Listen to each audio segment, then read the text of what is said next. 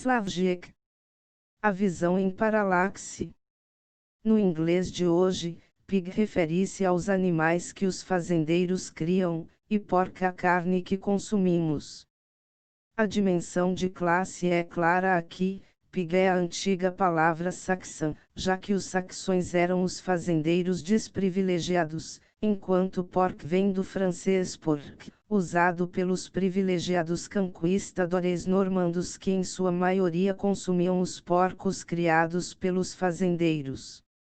Essa dualidade, que assinala a lacuna entre a produção e o consumo, é um exemplo do que Cogin Karatani, em seu formidável Transcritique, on Kant and Marx Transcritica, sobre Kant e Marx, chama de dimensão da paralaxe.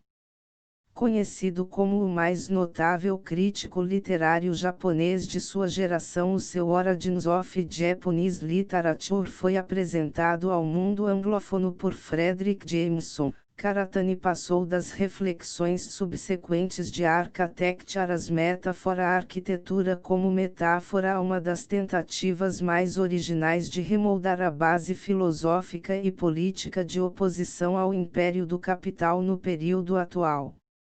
Em sua ambição teórica heterodoxa e sua preocupação com tradições revolucionárias alternativas no caso, principalmente anarquistas, Transcritique pode ser comparada à trilogia política, de Roberto Unger, obra brasileira. Mas o mundo de ideias de Karatani é mais próximo do de Marx e, por trás dele, da herança da filosofia clássica alemã. Karatani começa com a pergunta: qual é a resposta adequada quando nos defrontamos com uma antinomia no exato sentido kantiano da palavra? Sua solução. Ver Cogin Karatani, Transcritique, on Kant and Marx, Cambridge, Massachusetts, 2003. Daqui em diante, TKM.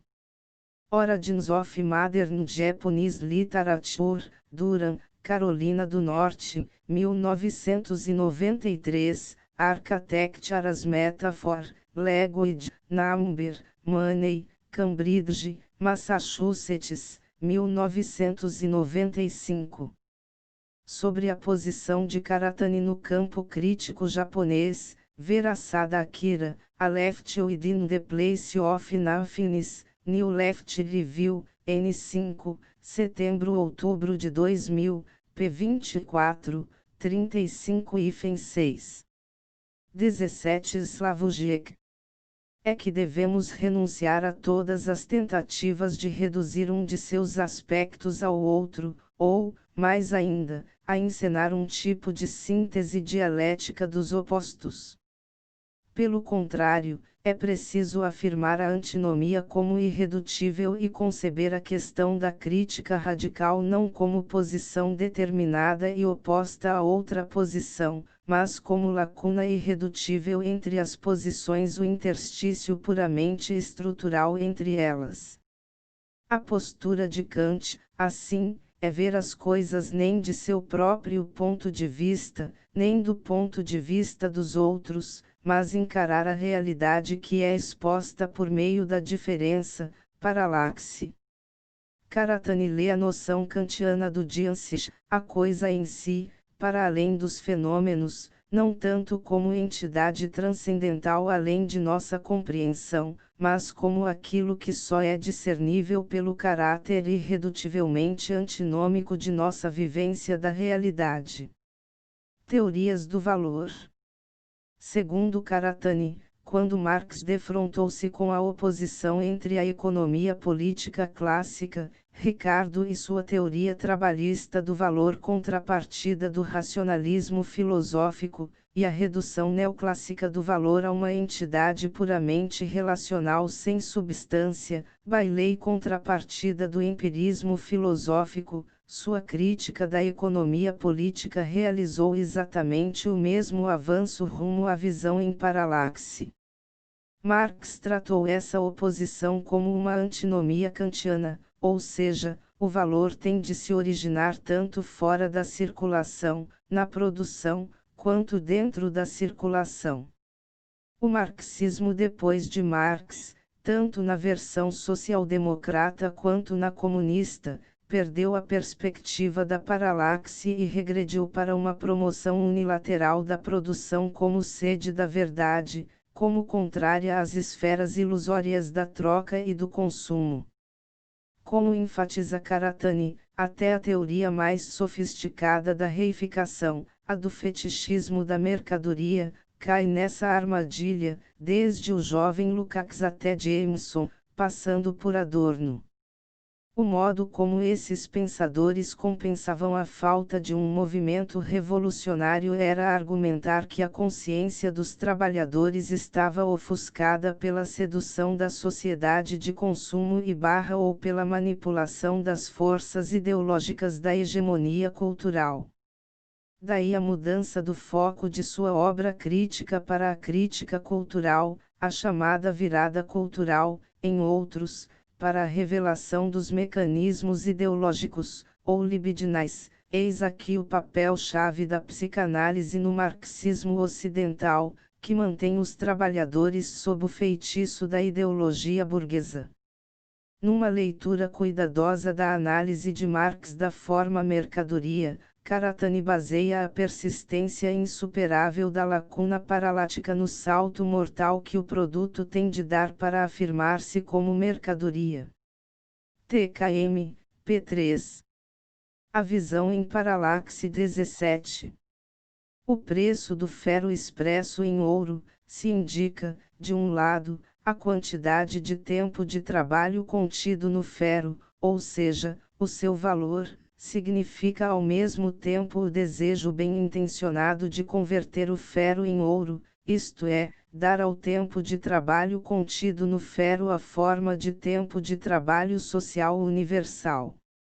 Se essa transformação não ocorre, a tonelada de ferro deixa de ser não só uma mercadoria como também um produto, já que só é uma mercadoria porque não é valor de uso para seu dono, ou seja, seu trabalho só é realmente trabalho se for trabalho útil para os outros e só é útil para ele se for trabalho geral abstrato. Portanto, é tarefa do ferro ou de seu dono encontrar aquele lugar no mundo das mercadorias onde ferro atrai ouro. Mas se a venda realmente acontece, como supomos nesta análise da circulação simples, então essa dificuldade, o salto mortal da mercadoria, é superada.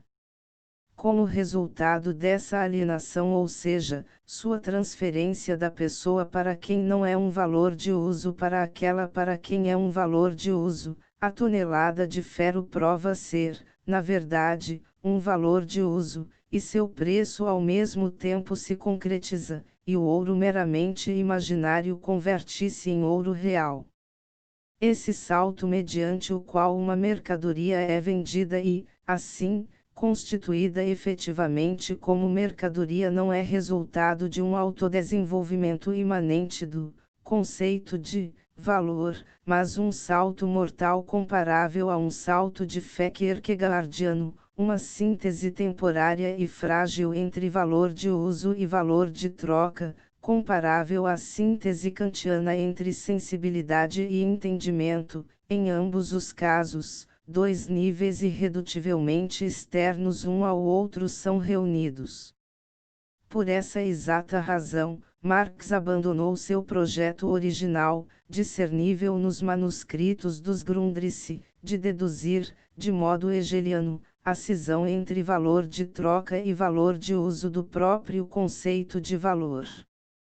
Em O Capital, a cisão dessas duas dimensões, o duplo caráter da mercadoria, é o ponto de partida. A síntese tem de basear-se num elemento irredutivelmente externo, como em Kant, para quem ser não é um predicado, isto é, não pode se reduzir ao predicado conceitual de uma entidade, ou como em Name and Necessity nome e necessidade, de Saul Kripke, em que a referência de um nome a um objeto não se baseia no conteúdo desse nome, nas propriedades que designa. A própria tensão entre os processos de produção e circulação é, assim, mais uma vez, uma paralaxe. Sim, o valor é criado no processo de produção, no entanto, é criado ali, por assim dizer, apenas em potencial, já que só se efetiva como valor quando a mercadoria produzida é vendida e o ciclo DMD assim se completa.